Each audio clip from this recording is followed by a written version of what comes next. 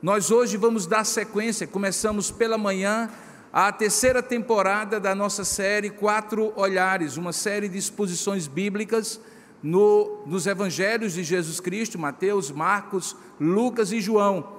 E na primeira temporada nós falamos sobre os começos, como cada evangelho começou a contar a história de Jesus de um olhar diferente, que convergia aos outros e que nos dá a narrativa completa do Evangelho de Jesus. Na segunda temporada, que encerramos na última vez que ministrei, o tema era coadjuvantes, aquelas pessoas que de alguma maneira cruzaram suas vidas com as vidas de Jesus, segundo a providência divina, e foram transformados, se tornaram em coadjuvantes de luxo, alguns deles, como Maria, como João Batista, como os apóstolos.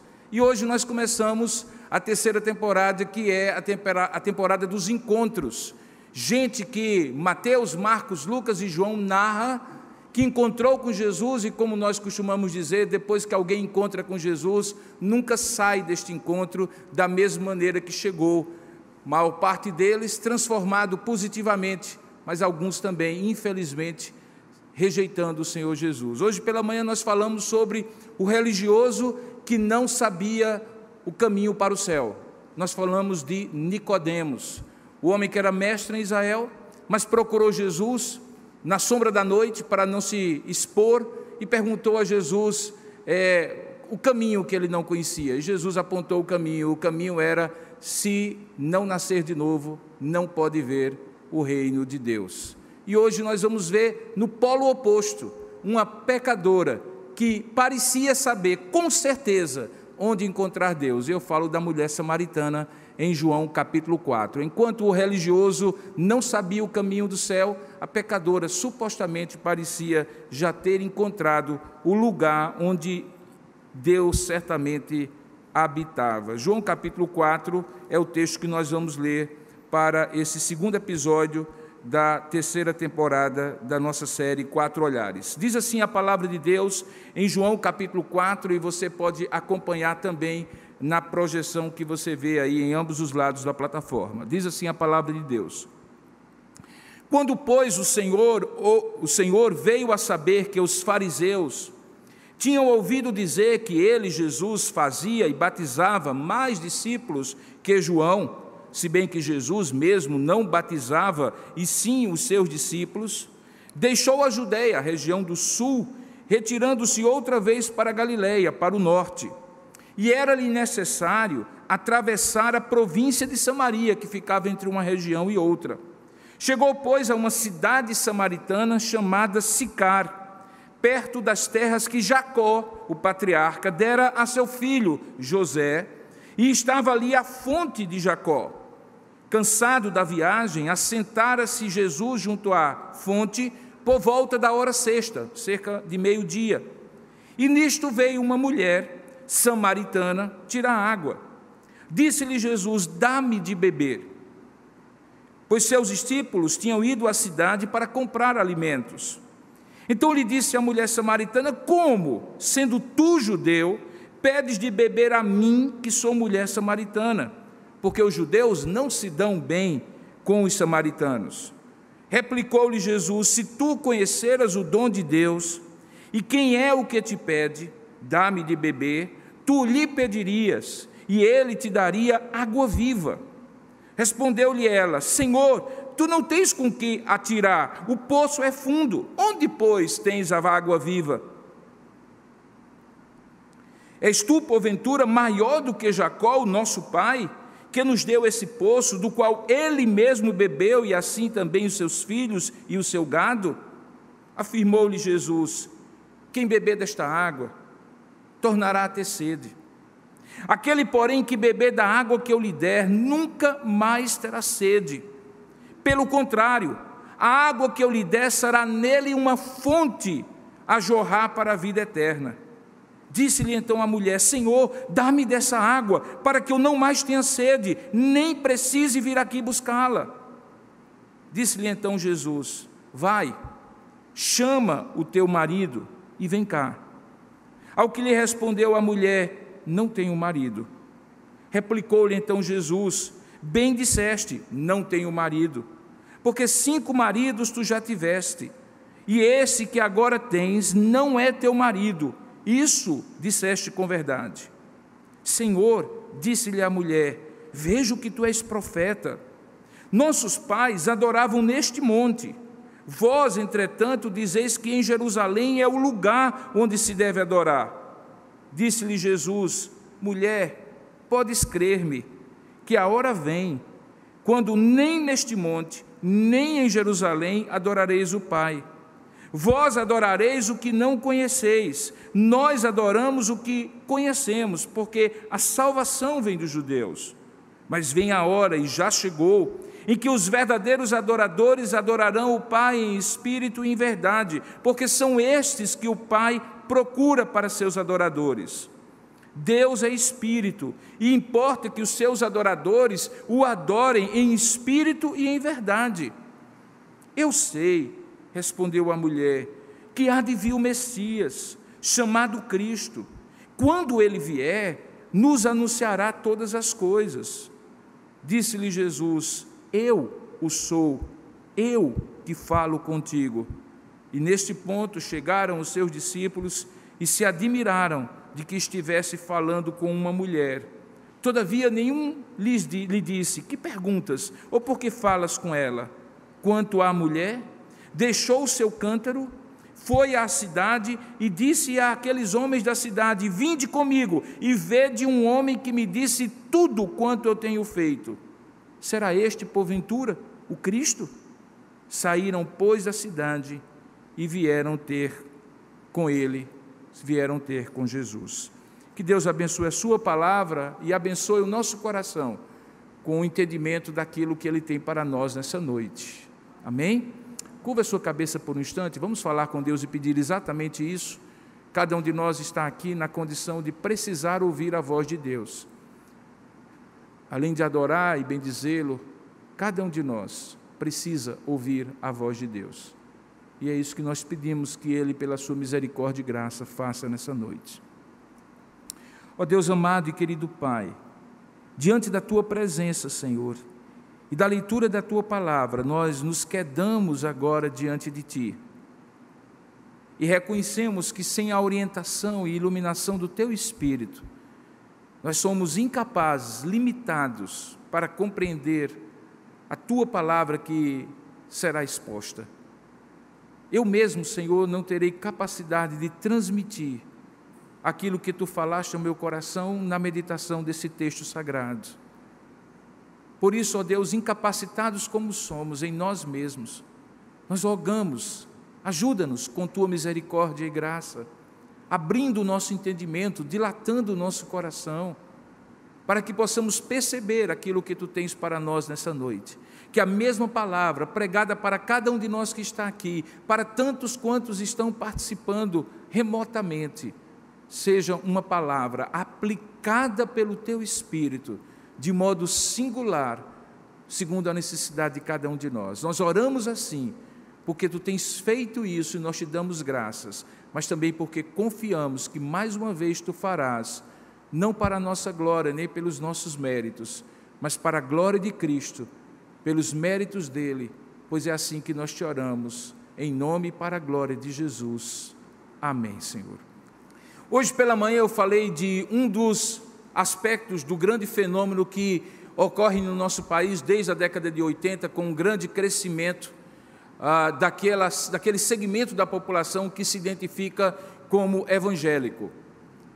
E falei à luz daquele texto que nós expomos hoje pela manhã, que era o texto de um homem religioso, que apesar de ser religioso não tinha a mínima ideia de como ir ao céu, do caminho para o céu. Eu fiz um comentário que provavelmente essa, em certo sentido, é uma das grandes deficiências daqueles que hoje são chamados de evangélicos no nosso país. Pessoas que confundem uma experiência religiosa, emocional, em uma determinada congregação, que muitas vezes ministra palavra do Evangelho, que é um Evangelho muitas vezes de prosperidade, de solução e resolução de problemas dessa terra, e que confunde essa ideia religiosa de uma experiência em nome de Deus, em nome de Cristo, com um verdadeiro nascimento novo, com um verdadeiro renascimento e regeneração em Cristo. Uma outra faceta desse mesmo fenômeno é a celebrização de conversões de algumas pessoas famosas.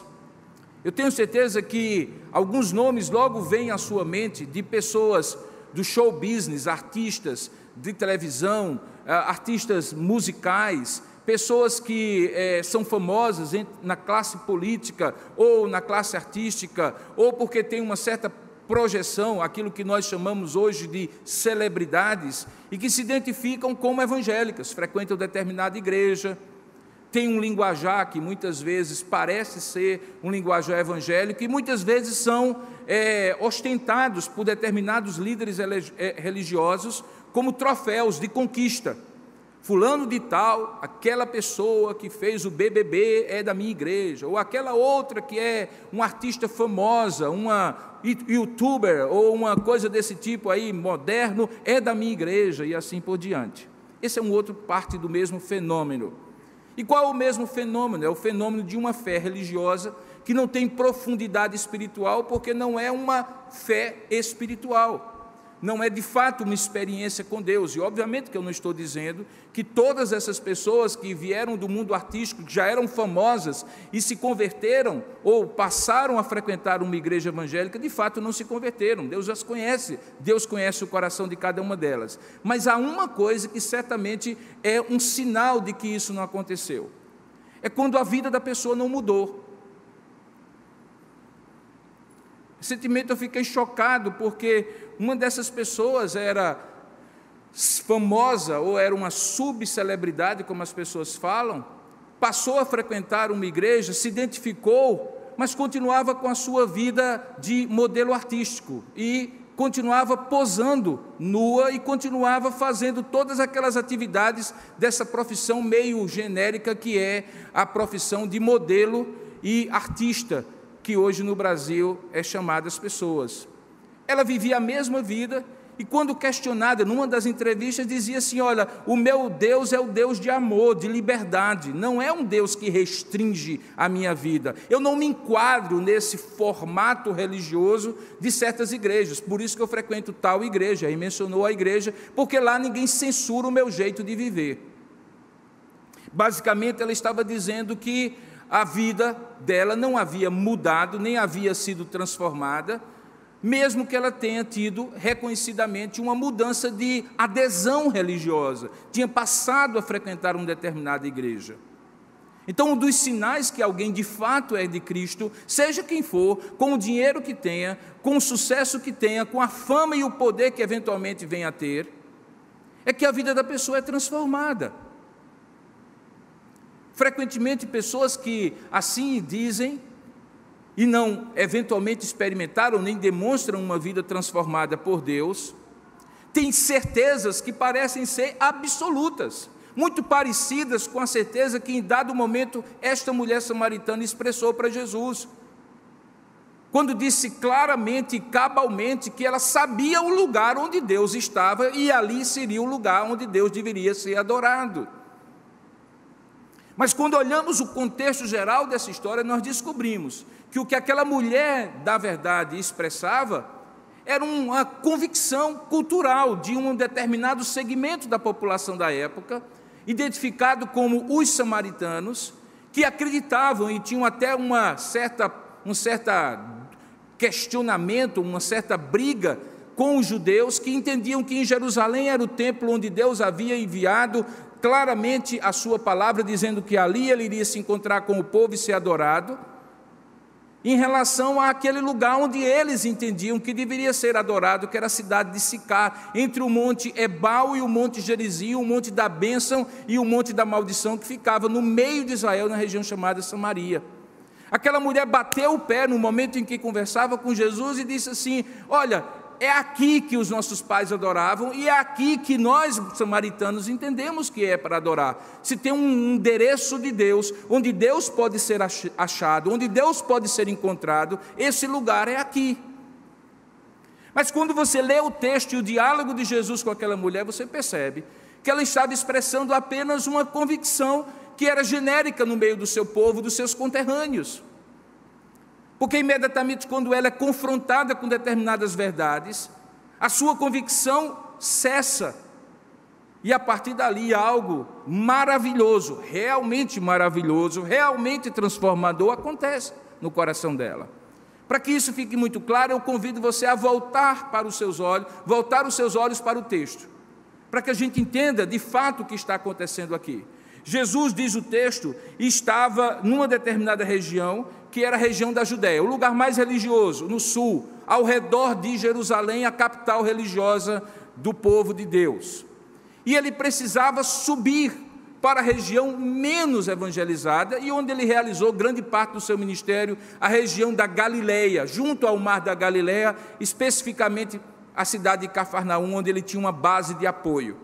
O que o judeu normalmente fazia, devido à sua querela histórica com os samaritanos, era que ele, quando estava na Judéia, e se você lembrar um pouco do mapa de Israel, ele basicamente é dividido ao meio pelo rio Jordão, que começa lá no mar da Galileia, lá em cima, e vai descendo até o lugar mais baixo da terra, que é o Mar Morto.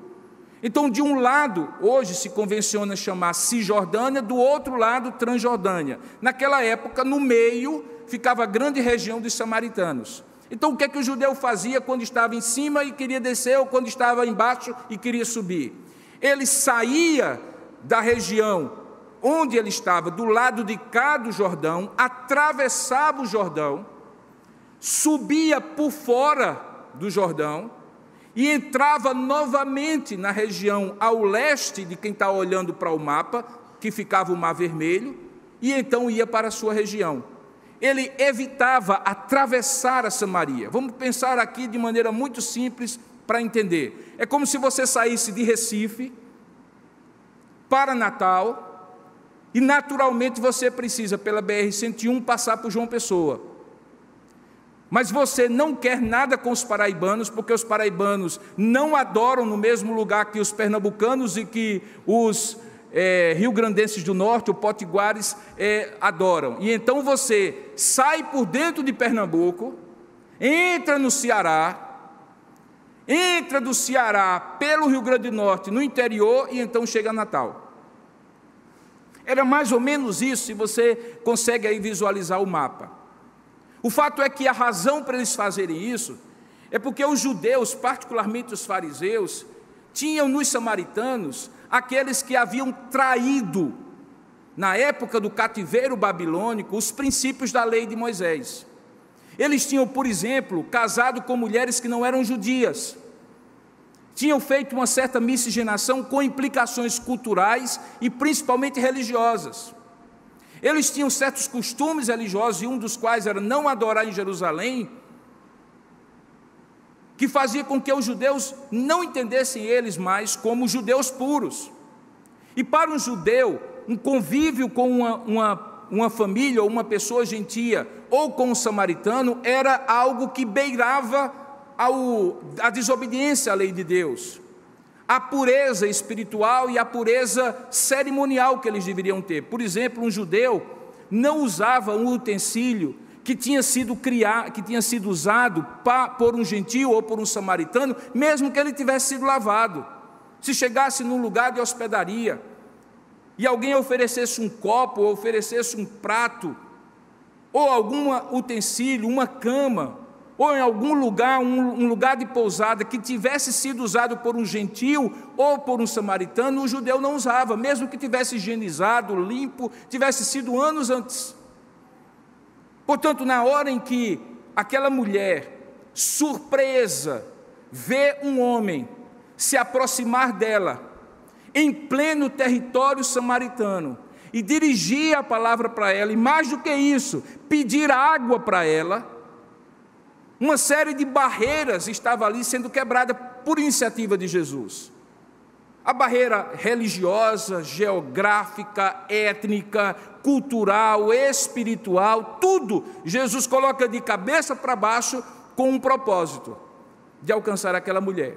Era por volta de meio-dia. Alguns comentaristas dizem que era uma hora das mais impróprias para uma pessoa sair naquele calor daquela região para buscar água. Por isso, alguns afirmam que aquela mulher, inclusive no contexto da conversa posteriormente, era uma mulher que tinha uma vida meio duvidosa. Alguns chegam a afirmar que ela era uma prostituta. O texto não afirma isso, mas a gente descobre que ela já estava no 5º relacionamento dela.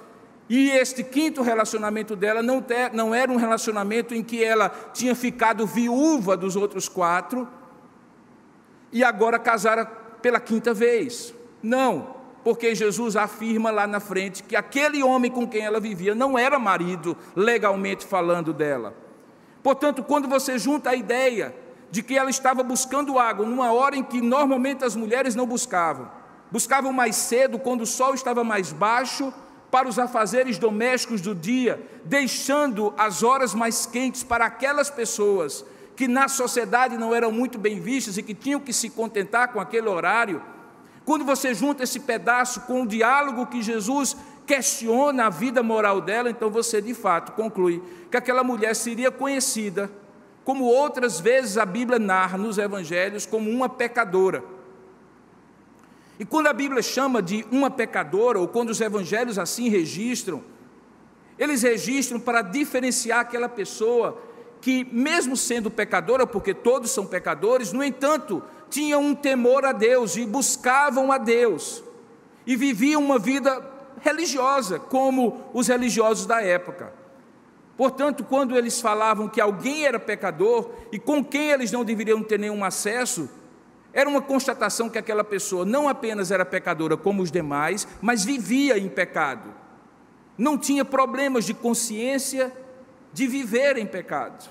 Mas o que nós encontramos aqui, no entanto, é uma mulher que reconhecidamente tinha problemas de ordem moral na sua vida, no entanto, tinha um forte senso de religiosidade, que me faz lembrar dessas celebridades dos dias de hoje, que dicotomizam a vida de tal maneira que no domingo elas estão na igreja, com senso de religiosidade próprio de quem vem para um lugar de adorar a Deus, mas da segunda ao sábado vivem como se Deus não existisse, com atitudes, comportamentos e posicionamentos morais que são contrários à palavra de Deus, e isso parece que não dá tilt na cabeça dessas pessoas.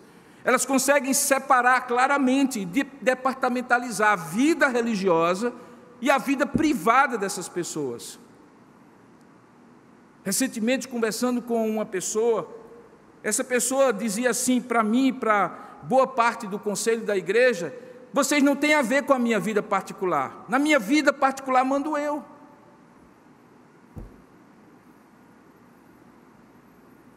Esse tipo de pensamento talvez passasse pela cabeça daquela mulher. No entanto, quando Jesus chega, e isso é o que me encanta nesse encontro com aquela mulher, quando Jesus se aproxima dela, no lugar mais improvável, na hora mais inusitada, e com a abordagem mais inesperada que alguém poderia abordar aquela mulher, tudo é desmontado dentro dela, e ela que tinha aparentemente convicções tão fortes, vai sendo desconstruída com firmeza e verdade da parte de Deus, mas ao mesmo tempo com muito amor da parte do Senhor para alcançá-la, o que de fato acontece no final. No primeiro momento, Jesus vai, a partir do verso 7, ao encontro daquela mulher, buscando um ponto de contato, uma abordagem que fosse mais acessível àquela mulher, pedindo a ela, veja aí no verso 7, algo muito simples: dá-me de beber. A tradição dos povos orientais, nossos também latinos, é que você não pode negar água a quem quer que seja. Eu me lembro que minha mãe e minha avó ensinavam que a coisa mais terrível do mundo é alguém bater a porta da sua casa: me dê uma aguinha, por favor, e você negar a água a alguém, seja quem for. Aquela mulher, provavelmente impregnada daquilo, certamente daria, sem questionamento, água a Jesus. Afinal de contas, estava muito claro que ele não tinha nenhum recipiente, o diálogo depois prova isso, que ele não tinha mesmo nenhum balde com uma corda para puxar, e o poço era profundo. Portanto, naturalmente, aquela mulher daria água a Jesus. No entanto, quando Jesus lhe pergunta, dá-me de beber, aquela mulher levanta todos os muros e barreiras que ela estava acostumada a conviver do lado de cá, tendo Jesus do lado de lá. Veja o que é que ela diz no verso 9. Como, sendo tu, primeiro, um homem judeu, pedes de beber a mim, que sou uma mulher samaritana? Aí João abre um parêntese e diz assim, porque os judeus não se dão bem com os samaritanos, como eu já expliquei. A primeira barreira que aquela mulher coloca, meio que num sentimento e numa atitude de defesa própria, é a barreira da impossibilidade de um homem se dirigir a uma mulher, sendo ela samaritana e ele judeu. É a barreira étnica, a barreira de gênero, a barreira de religiosidade, de um judeu versus uma samaritana, e que naquele momento era de alguma forma uma espécie de defesa para aquela mulher. Mas perceba que quando ela faz isso, ela dá, na verdade, o mote, ela dá a dica do que Jesus queria, quando aproximou-se dela, propor àquela mulher. Veja que no verso 10, Jesus replica àquela mulher dizendo assim, se conheceres o dom de Deus, e a palavra dom aqui pode ser o oferecimento de Deus, a gratuidade de Deus, a oportunidade que Deus dá, de maneira graciosa, não pague nem meritória. Se tu conheceras o dom de Deus, e quem é aquele que te pede, quem sou eu que te peço, sabe o que aconteceria? Ao invés de você me dar água porque eu estou pedindo, você me pediria e eu te daria água viva. E aqui você precisa entender o contexto. Água viva, nesse contexto, significa água corrente. A água corrente para o judeu era fundamental para os rituais de purificação. Em qualquer sinagoga, existe um tanque de purificação, sinagoga moderna, em que antes dos serviços religiosos, as pessoas tinham que e têm que se purificar, os braços, os pés, o rosto. Você lembra, por exemplo, daquele texto que os discípulos de Jesus sentaram logo à mesa numa caminhada cansativa e foram logo comendo sem lavar as mãos, e alguém questionou e disse assim, como é que seus discípulos comem sem lavar as mãos? E Jesus aproveita aquele momento para mostrar as coisas como elas são, que aquilo que contamina o homem não é o que entra pela boca, mas o que sai pela boca, porque a boca está cheia, ou fala daquilo que está cheio o coração. Porque naturalmente a ideia que as pessoas tinham é que, não apenas por regras de higiene, mas por serviço a Deus, elas não podiam fazer uso de uma água que não fosse corrente. Um judeu não lava a mão num balde, mesmo quando ele tem uma porção de água restrita. Ele deixa a água escorrer sobre a sua mão, ele deixa a água escorrer sobre os seus pés, ele deixa a água ser jogada sobre o seu rosto. Porque para o judeu, água presa no lugar é água morta. E a água corrente, seja em grande quantidade ou naturalmente num afluente, numa fonte de água, ou mesmo jogada num recipiente, é água viva. Quando Jesus, portanto, fala de água viva aqui, ele está falando da água que é corrente, da água que serve para purificar, da água que serve para nos preparar para Deus. E aí, quando você entende isso, olha como fica mais claro ele dizer assim, se tu conheceras o dom de Deus, e quem é o que te pede, dá-me de beber, ao invés de tu me dares uma água presa num poço, eu te darei uma água corrente, a água viva, que realmente purifica o coração humano. Aquela mulher sabia disso. Ela conhecia isso. E quando ela conhece isso, ela começa um segundo movimento no diálogo para tergiversar, para sair à esquerda, sair à direita, para tangenciar, para fugir do aperto que ela se encontrava quando Jesus a confrontava com essa verdade. Veja que ela diz assim, Senhor, tu não tens com que atirar, o poço é fundo, como tu tens a água viva?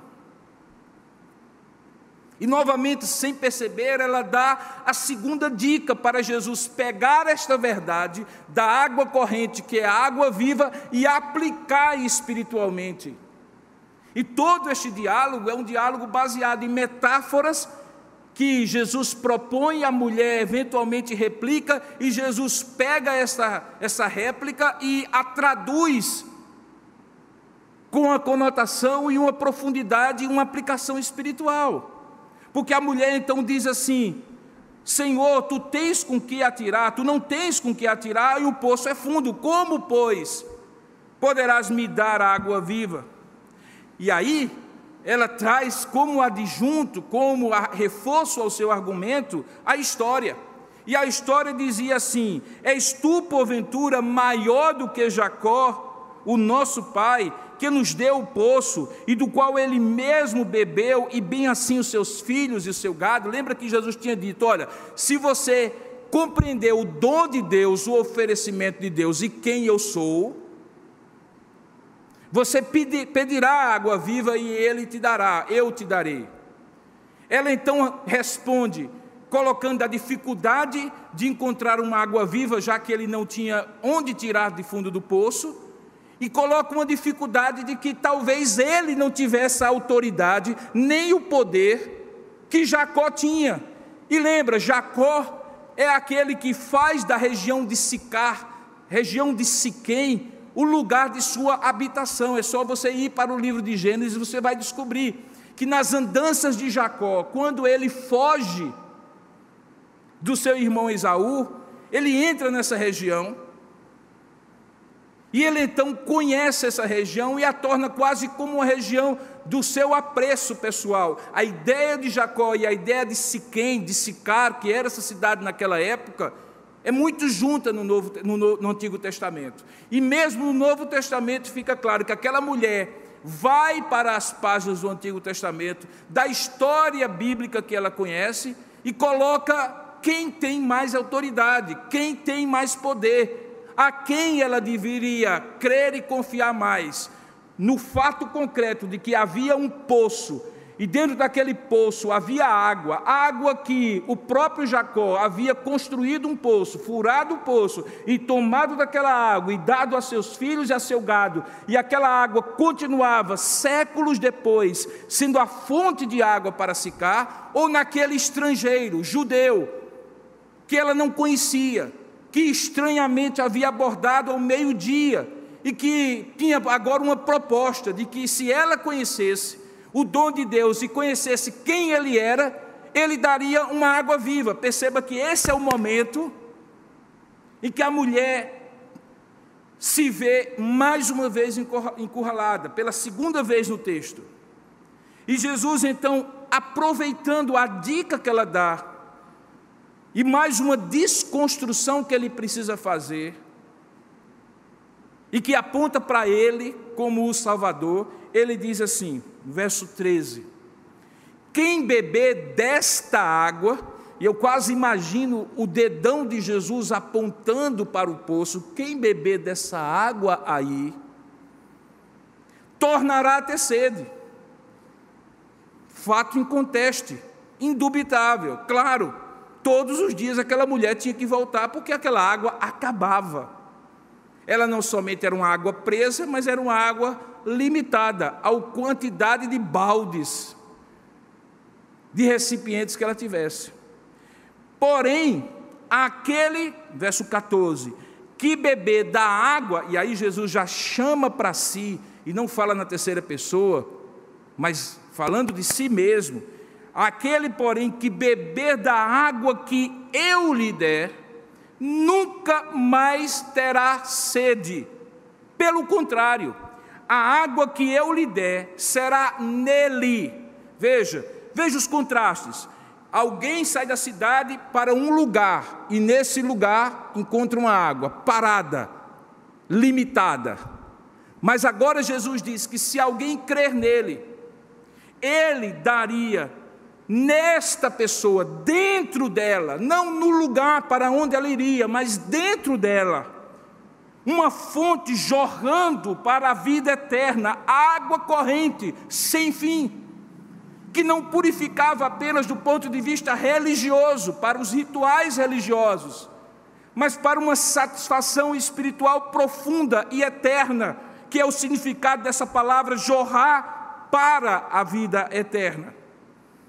Quando chega a esse ponto, a mulher já tem desconstruído no seu coração, não uma, nem duas, mas agora 3 afirmativas dela, que a fazem completamente vulnerável.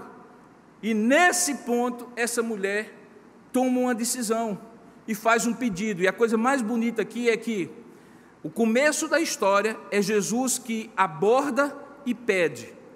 Ele desconstrói aquilo que a mulher tinha de barreiras, até chegar ao ponto que agora é ela que pede a ele, dizendo no verso 15: Senhor, dá-me dessa água, para que eu nunca mais tenha sede, nem precise vir aqui buscá-la.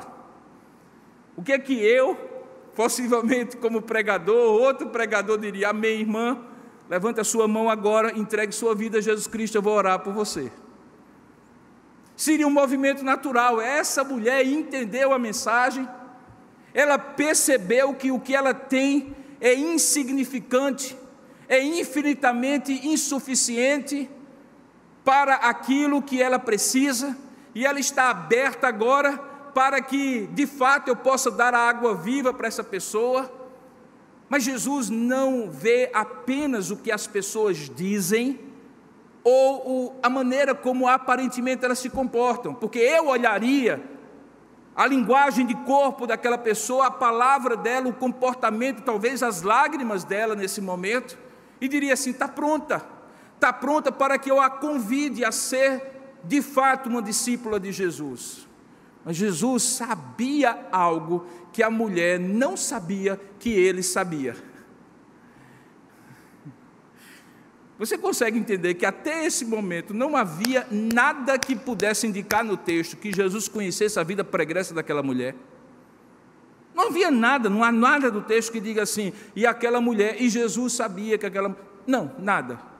Então, do nada, meio que sacando do bolso um conhecimento que só Jesus tem, porque só Jesus é onisciente, ele olha para aquela mulher e disse assim: ok, vá para a sua cidade e chame seu marido e volte. Por que Jesus fez isso? Alguns argumentam porque Jesus queria transformar aquela família. Jesus tem um propósito para aquela família. Pode até ser, mas eu não acredito que seja isso, porque a resposta daquela mulher à pergunta de Jesus, ou à proposta de Jesus, impactante, que vai ao fundo da alma dela, que expõe, desnuda o problema moral dela, é muito diferente.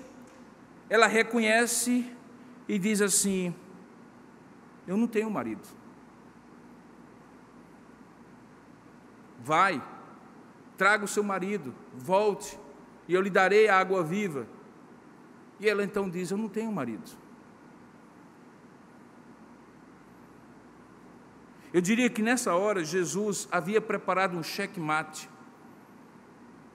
e esperado o movimento daquela mulher de reconhecer: vai, mas eu não tenho marido. O que Jesus responde é muito simples, mas muito profundo. Verso 18 diz assim: bem dissesse, não tenho marido. Porque, de fato, 5 maridos tu já tivesse, e esse que agora tu tens, não é teu marido. Isso disseste com verdade. Jesus precisou ir na profundidade da vida daquela mulher para ela entender que o que lhe faltava era muito mais do que água viva e água corrente. Era uma vida transformada. E aqui, queridos, eu não quero fazer um discurso moralista como se esta mulher fosse mais pecadora do que outros tantos, inclusive religiosos como Nicodemos de hoje pela manhã, também eram.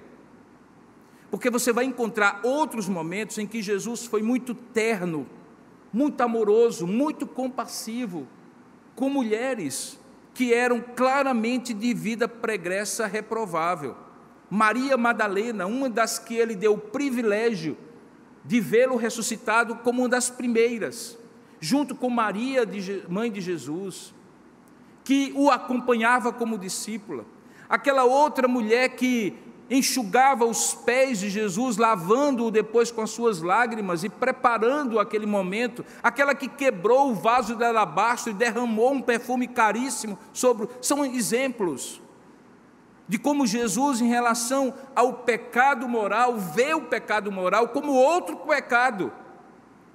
E é bom que se diga isso, porque uma das coisas mais claras que eu vejo nos dias de hoje, especialmente no nosso segmento evangélico, é essa categorização de que alguns pecados são mais reprováveis se eles são morais do que outros. E aí o sujeito aponta o dedo para a mulher que é adúltera, mas rouba, sonegando o seu imposto, mentindo, consumindo pornografia de madrugada enquanto a mulher está dormindo, e outras coisas tantas que são tão moralmente reprováveis quanto o adultério crasso, que ele aponta como mais pecador.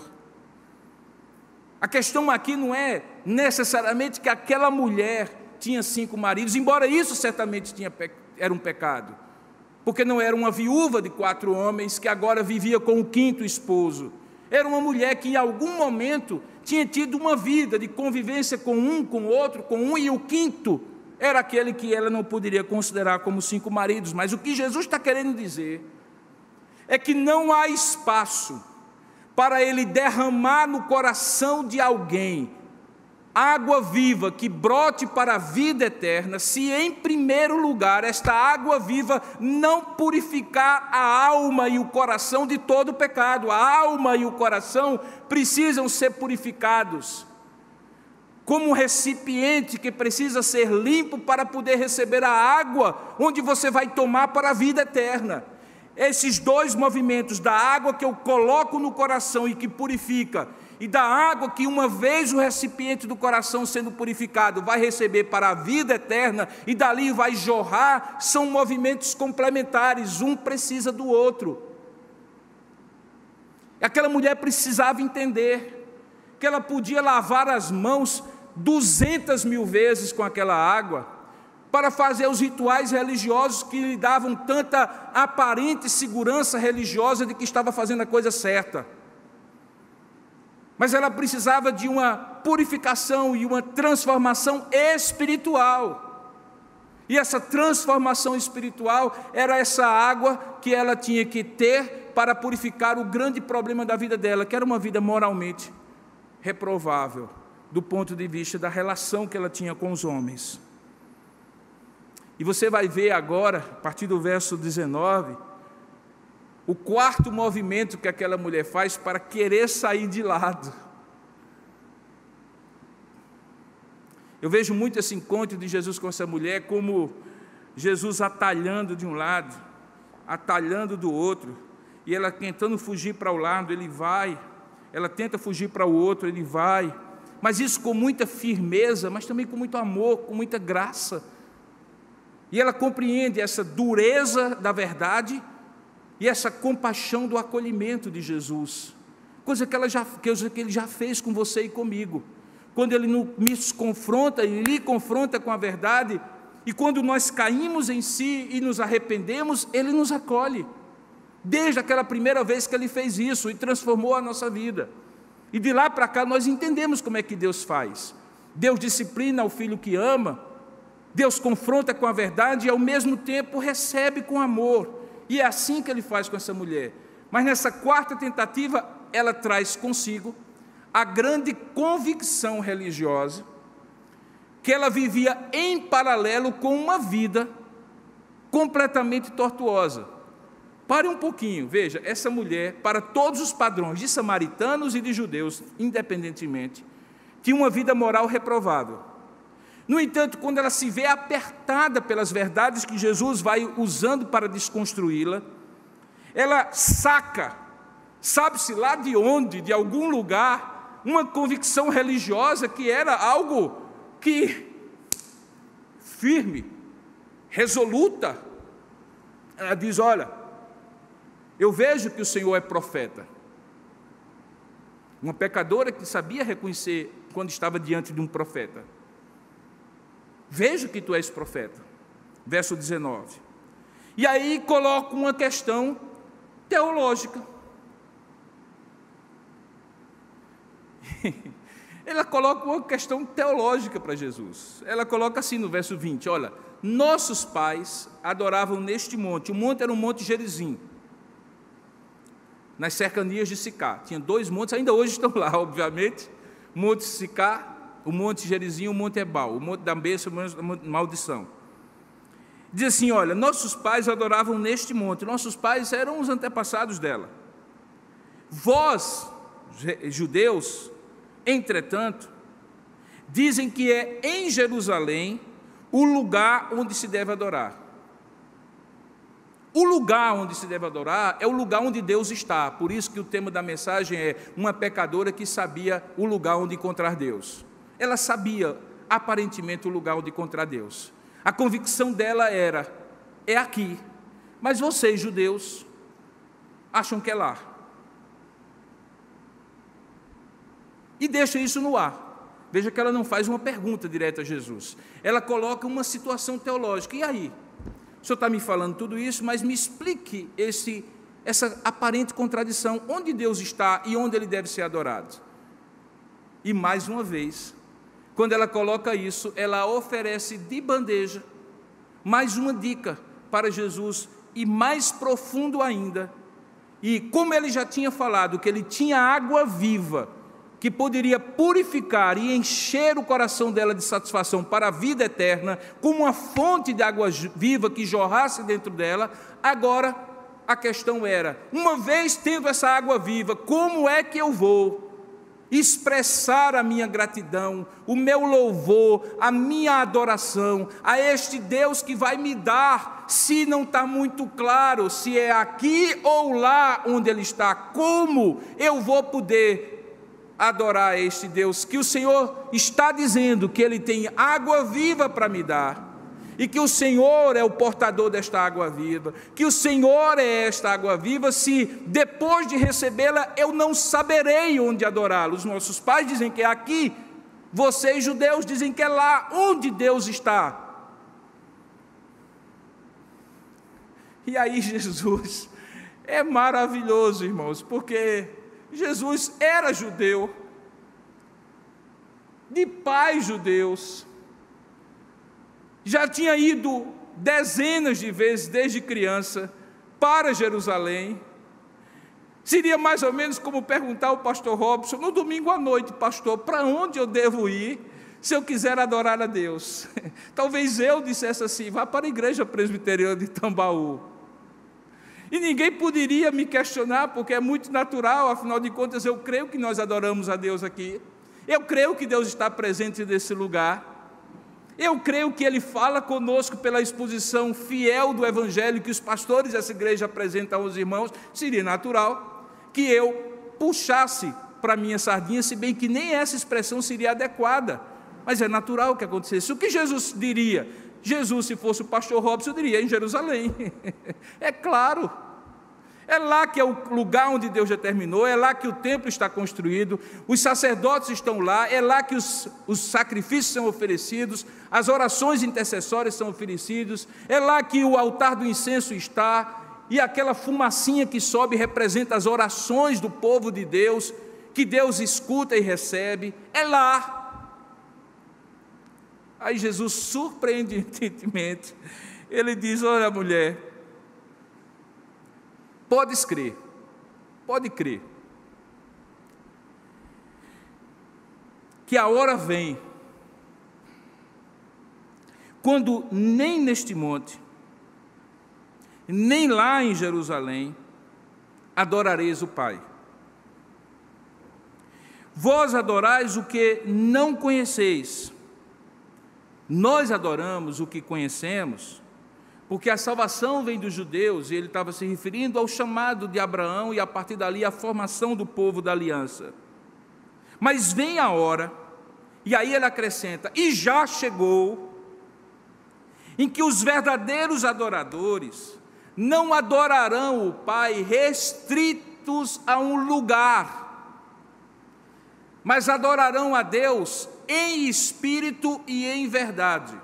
Essa expressão significa com uma verdadeira espiritualidade, pautada na verdade de Deus, e com uma sinceridade de coração, de tal maneira que onde eles estiverem, ali eles estarão adorando a Deus, porque é justamente esses verdadeiros adoradores que adorarão o Pai em espírito e em verdade, que o Pai procura para seus adoradores. Sabe por quê, mulher? Porque Deus é espírito.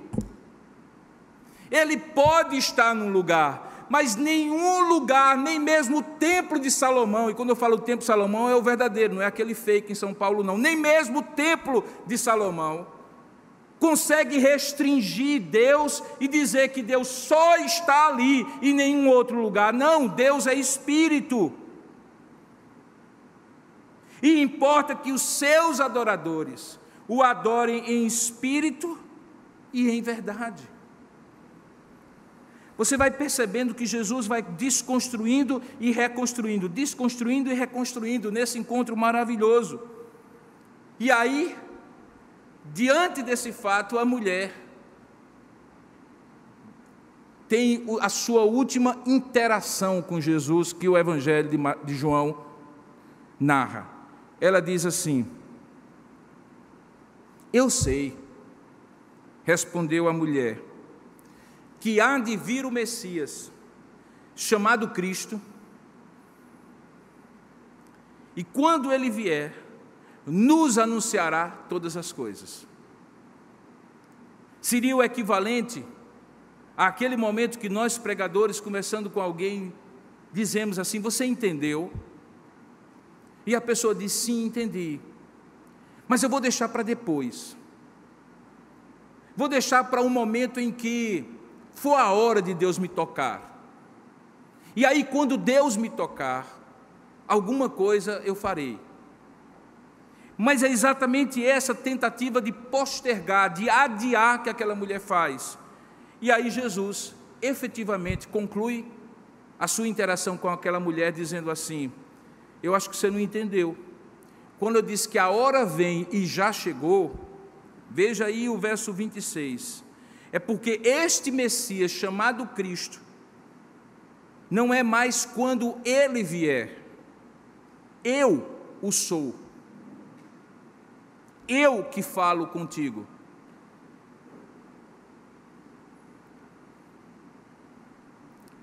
A narrativa, o diálogo para nesse momento. E aí entra a narrativa de João, dizendo, nesse ponto da conversa, os discípulos que tinham ido comprar comida, chegaram e foram se aproximando e se admiravam de que ele estivesse falando com uma mulher, todos eles judeus, sabendo que Jesus era judeu, falando com uma samaritana, mas nenhum deles perguntou: que perguntas ou por que falas com ela? E aí a narrativa volta-se para a mulher no verso 28 e diz assim: quanto à mulher, ela deixou o seu cântaro. E eu acho incrível aquilo lá, sabe? Esse detalhe: quanto à mulher, deixou o seu cântaro. Ora, a mulher tinha saído de casa ao meio-dia, em sol inclemente, com um cântaro para enchê-lo de água para suas necessidades. Mas a conversa tinha sido tão impactante que ela esquece o cântaro, deixa o cântaro e volta para a sua cidade. E a quem ela procura? O texto é muito claro: procura aqueles homens. Que homens? Eu suponho que não eram apenas os habitantes de Sicar, eram aqueles com quem ela convivera. Porque veja, esse pronome aqui diz: aqueles homens parecem ser homens definidos, que faziam parte da convivência dela, como se eles tivessem sido mencionados antes na narrativa. Quando você diz, olha, aqueles homens, é porque você mencionou que homens eram estes no começo da conversa, mas os únicos homens que Jesus conversou com ela sobre eles eram quem? Os seus ex-maridos, ou aqueles com quem ela tinha convivido. Então é muito provável que essa mulher foi em busca do seu passado. E eis aqui a definição de uma pessoa realmente convertida: ela tem que confrontar o seu passado. Ela não foge do seu passado, ela não pega o seu passado e coloca em paralelo com o seu presente de vida com Deus. Ela não consegue fazer uma dualidade, uma dicotomia de continuar vivendo a vida que o passado arrastou ela para viver, enquanto ela vai construindo uma nova vida. Não, ela rompe com o passado. E a melhor maneira de fazer é quando ela procura aqueles homens, e diz o texto que ela foi à cidade, deixou do cântaro e disse àqueles homens e àquela mulher, de uma mulher pecadora se torna uma pregadora. Talvez o melhor título seria De Pecadora a Pregadora, a história da transformação de uma mulher samaritana. Porque aquela mulher se transforma numa pregadora, e diz o texto que ela vai àqueles homens e diz o seguinte: vinde comigo. O segundo grande sinal de uma transformação é que ela não basta para você. Você não consegue engolir e dizer assim, essa água vai ficar só para mim, eu vou usufruí-la. Não, você começa a falar, a expressar dessa água viva. É natural, é algo que sai de você natural. Por isso que normalmente, sem muito freio e sem muito conhecimento, alguém que conhece o Senhor Jesus sai pregando para todo mundo, às vezes de modo desajeitado, mas porque não consegue. A água viva vai brotando, e na verdade o grande risco é que, com o passar do tempo, essa água vire um borbulhazinho, sabe?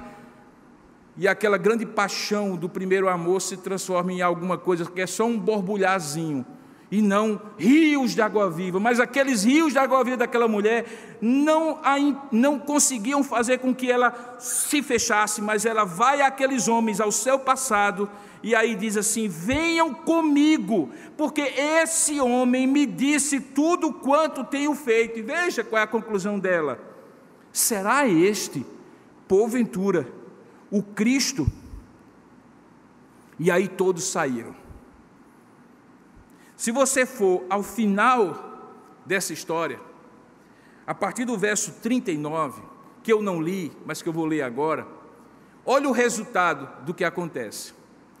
Diz o texto no versículo 39, que muitos samaritanos daquela cidade creram nele, creram em Jesus, em virtude de quê?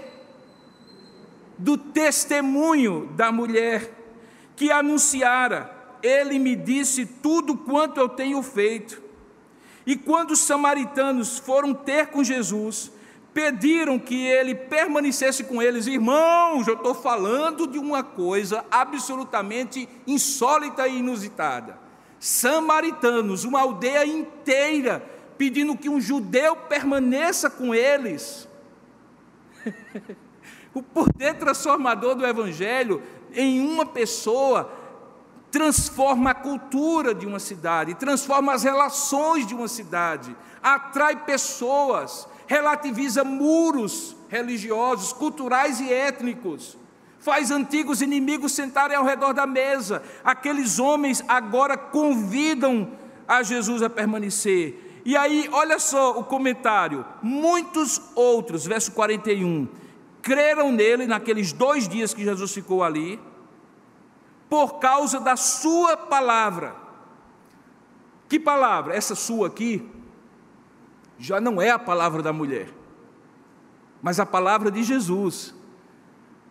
Por que eu chego a essa conclusão? Pelo verso seguinte: porque eles diziam à mulher: já não é mais pelo que disseste que nós cremos, mas porque nós mesmos temos ouvido e sabemos que este aí é verdadeiramente o Salvador do mundo. E aí a história acaba.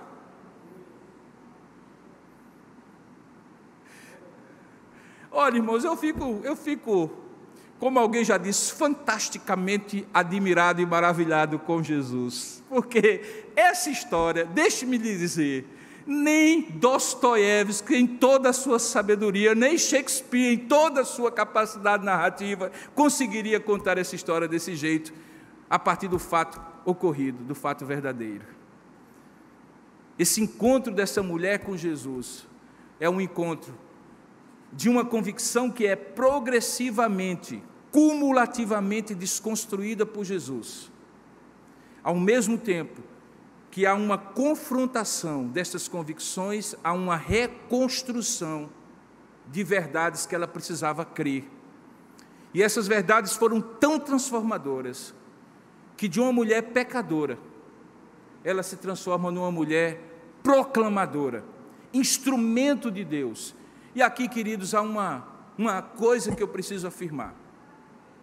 E o que eu preciso afirmar é o seguinte: quando eu vejo um crente entusiasmado para proclamar o Evangelho, é porque eu também vejo esse homem ou esta mulher profundamente reconhecido do milagre de transformação que Deus fez na vida dele. Lá na frente, Jesus conta uma parábola em que ele dizia assim para os seus discípulos e para toda a audiência: quem muito é perdoado, muito ama. Porque quanto mais profundo é o poço em que um pecador se encontra, uma vez sendo resgatado por Deus, maior valor ele dá à glória desse novo começo com Deus.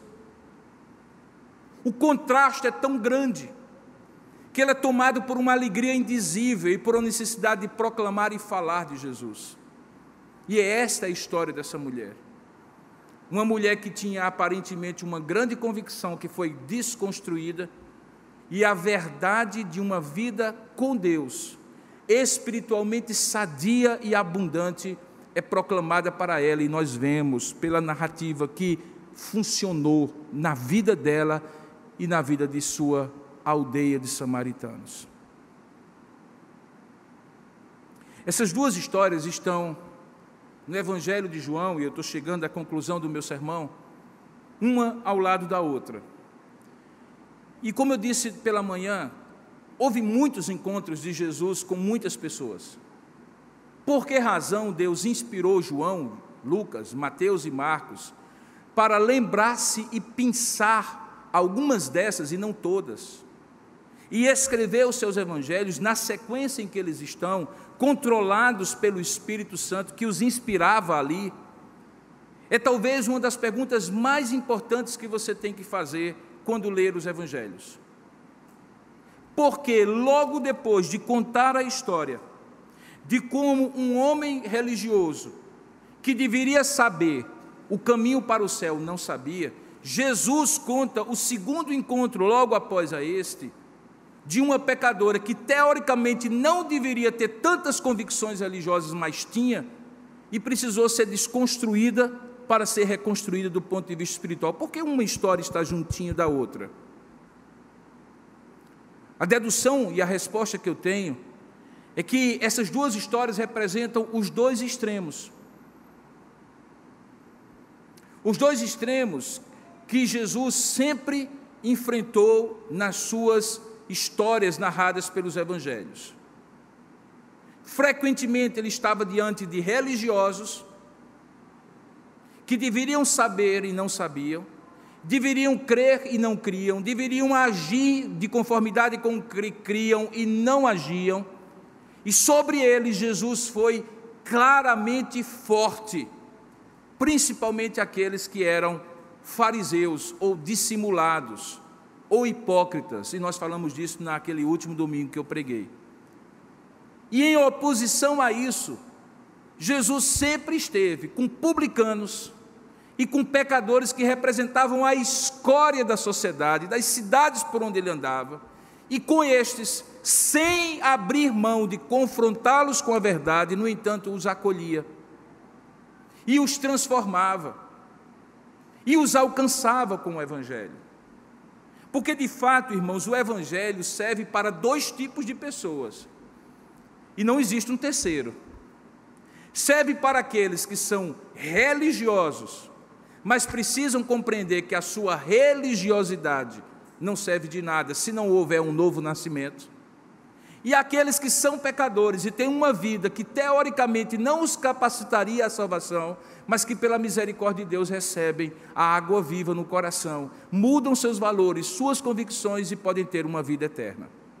O Evangelho é boa nova para aquele que religiosamente acha que não precisa dessa boa nova, e é boa nova para aqueles que, por causa de sua vida moral, ainda que misturada com convicções religiosas as mais estranhas, pode e precisa também ser transformado pelo amor e graça de Deus que acolhe pecadores para si, como aquela mulher samaritana. Eu não sei em que categoria você se encontra. Talvez a coisa não é tão ou um ou outra. Talvez existam graduações, mas não vão existir, fora desses dois limites, pessoas diferentes a estas. Talvez você seja mais Nicodemos, menos samaritana. Talvez você seja mais samaritana, menos Nicodemos. Talvez você esteja no meio, misturando, muitas vezes alternando atitudes de um Nicodemos com atitudes de uma samaritana. Mas entre a samaritana e o Nicodemos se encontram todos nós aqui, todos vocês que estão nos assistindo. E a mensagem do Evangelho transformador de Jesus continua sendo a mesma. Para Nicodemos, você precisa nascer de novo. Para aquela mulher, você precisa receber a água viva, que pode lhe dar uma satisfação eterna, de vida, sem que você busque a satisfação transitória do pecado. Essas duas histórias, portanto, não estão no Evangelho de João fortuitamente. Elas estão postas ali para estabelecer os limites de quem Jesus deseja alcançar. E Ele alcança a todos que estão nesses dois limites. Mas você precisa entender onde você está nesses limites. Hoje pela manhã eu preguei a mensagem de Nicodemos e fiquei muito feliz, porque assim que eu cheguei em casa, depois da aula da escola dominical, alguém me manda pelo direct do Instagram a seguinte mensagem, e essa pessoa eu não conheço. Eu suponho aqui, pelo que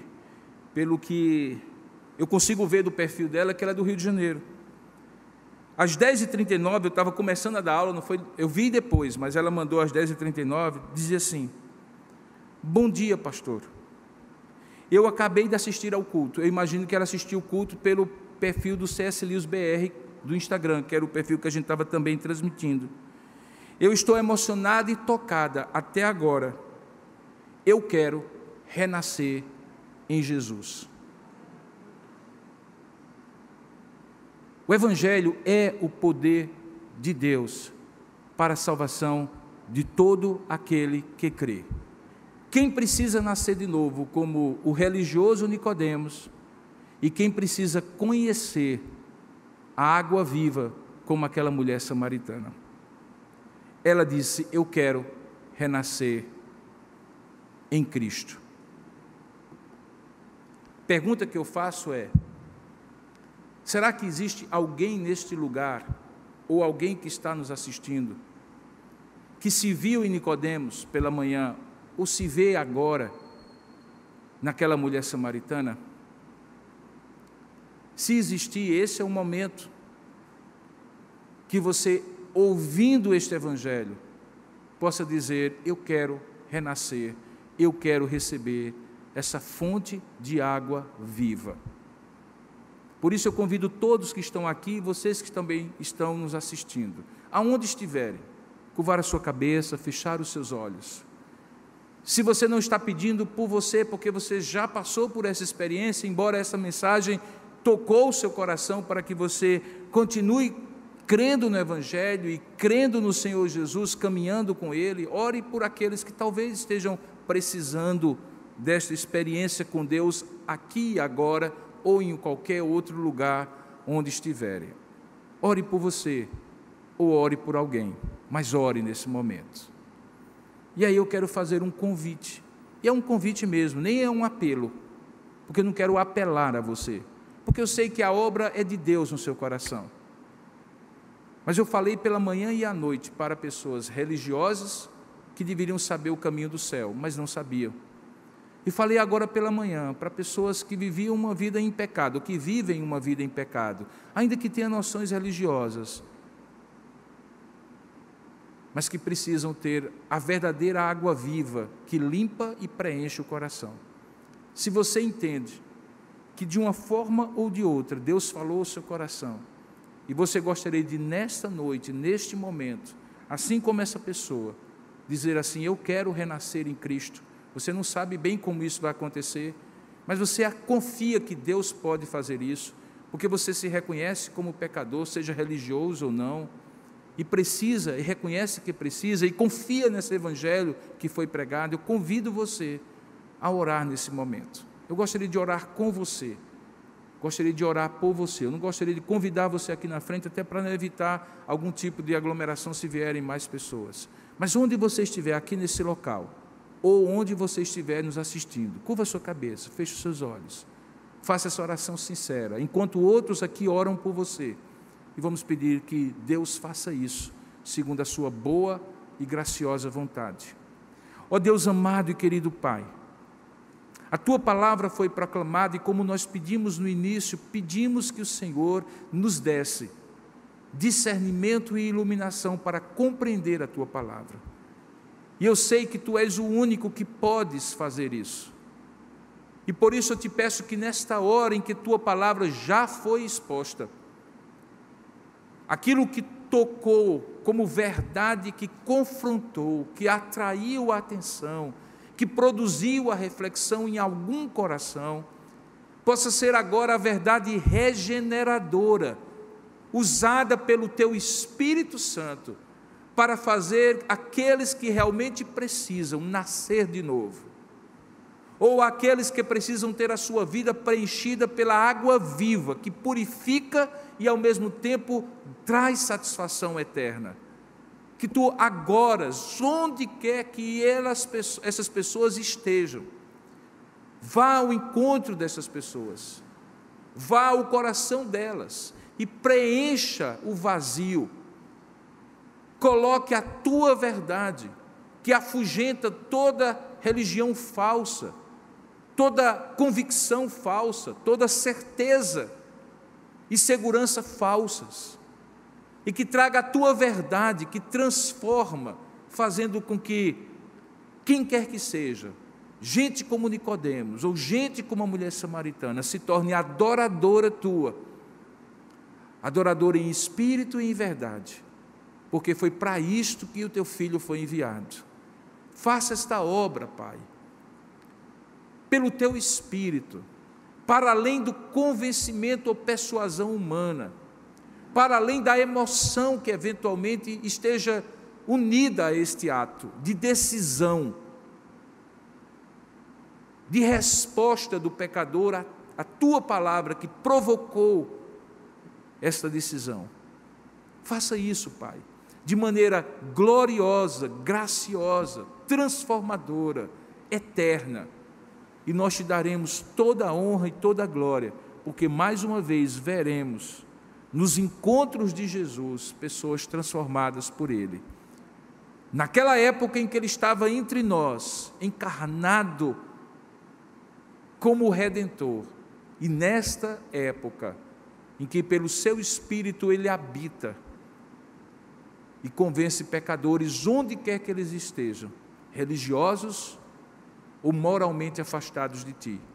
Nós oramos assim e cremos nisso, em nome e para a glória de Jesus Cristo.